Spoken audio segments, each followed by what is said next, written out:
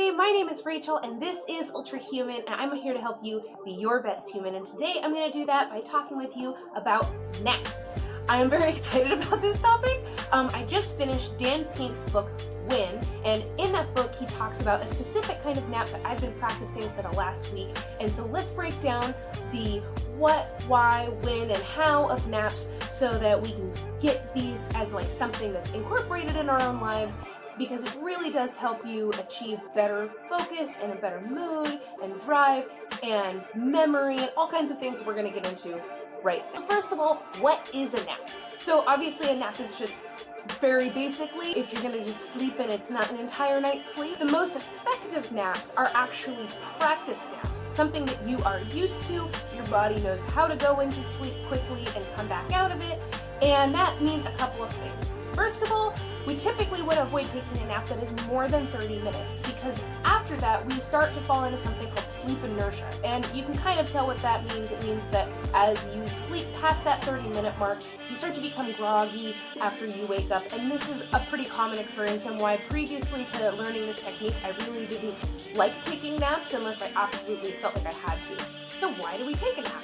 Obviously a lot of people like to catch up on sleep by taking a nap sometime in the afternoon when they had a night of short sleep the previous evening. I highly recommend that you always guard your night's sleep and get 7 to 8 hours of sleep.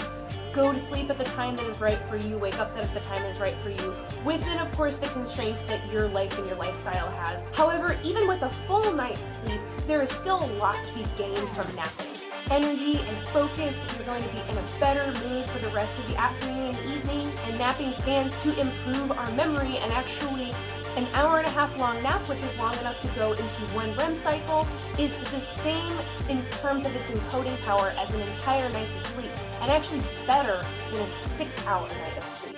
So one short night of sleep is not as good as an hour-and-a-half nap in the afternoon. So if you do have to catch up on sleep because you missed out the night before, definitely do. More sleep, better.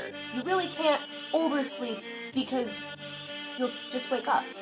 And if you do find that you're sleeping more than you think you should, either you're way behind on sleep, meaning that you kind of have to catch up for many, many hours, or you might even have an underlying condition that is causing you to oversleep because your body is trying to repair. Which is another point that napping also does help your immune system, so does getting a full night of sleep. So when should we nap? In the book When, Dan Pink talks about 3 times of day that we typically all go through. We have a peak in the morning, we have a troft in the middle of the day, and then in the evening we have a recovery period where again we go up, we have a better mood, a slightly better focus, and things like that.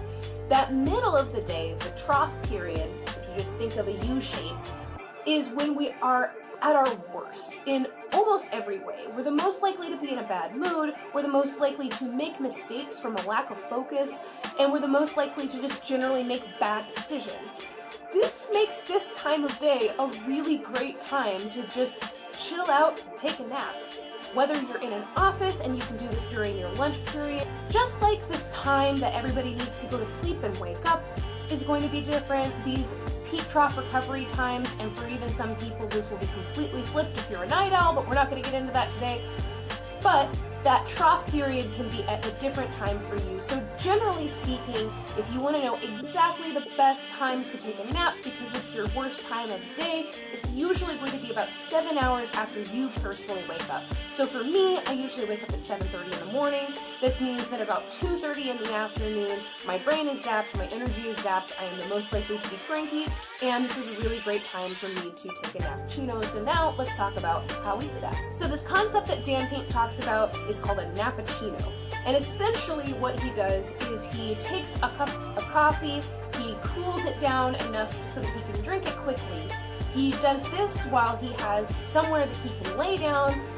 You don't even have to be able to lay down completely, but just recline yourself comfortably for 25 to 30 minutes. It might help if you have something like an eye mask, but even just having like a hat or like a scarf or something to put over your eyes so that you can shade out some of the daytime light, so you can really take full advantage of that 25 to 30 minutes. And you go right into sleep, and this is something, again, you're actually going to get better at with practice. So if the first time you do this you don't find yourself falling all of the way asleep, don't worry about it. If you can make a somewhat regular habit of doing this, you will find that it works out really well. Like I said, I've been doing this for about a week now, and even though I don't do it every day, I have found that, well, the first time this happened, I never felt sure if I had completely fallen asleep. Now I'm darn sure that I get at least a solid 15 minutes of real napping time in there. And the beauty of this nappuccino style is that I do have an alarm so that I don't oversleep, but the caffeine takes approximately 25 minutes to kick into your system. So what usually ends up happening for me personally is that I will set my alarm for 25 to 30 minutes after I have chugged my coffee and I'm gonna lay down. And I find myself just sitting up full of energy, and I'll look at my clock and it will usually be about 2 to 3 minutes before my alarm is going to go off. So you avoid having to wake up to an unpleasant alarm because you just sit up with energy, and now you are not groggy from that sleep inertia, and you have the rest of the afternoon to actually be more focused, in a much better mood, and have more energy to devote to whatever it is that you're going to take on for that afternoon and evening time. So I really hope that this is something that you guys can take advantage of, even if it's something that you can only practice on the weekends. Maybe you can find a way or a space to do this in your work or office environment, depending on how your lunch schedule's out and things like that. But please let me know if you guys love naps, do you hate naps, do you think that people who take naps are lazy? I'd really love to know more about this, and I'm going to be talking a lot more about sleep and ways to take advantage of sleep and our diurnal clocks in videos to come. So let me know if you have any specific interest in that. Make sure to like, share, and subscribe for this video, and I will see you again next week. I almost forgot. Make sure you check out the book by Dan Pink, Win, and in the meantime, get out there and be your best human. Thanks. Bye.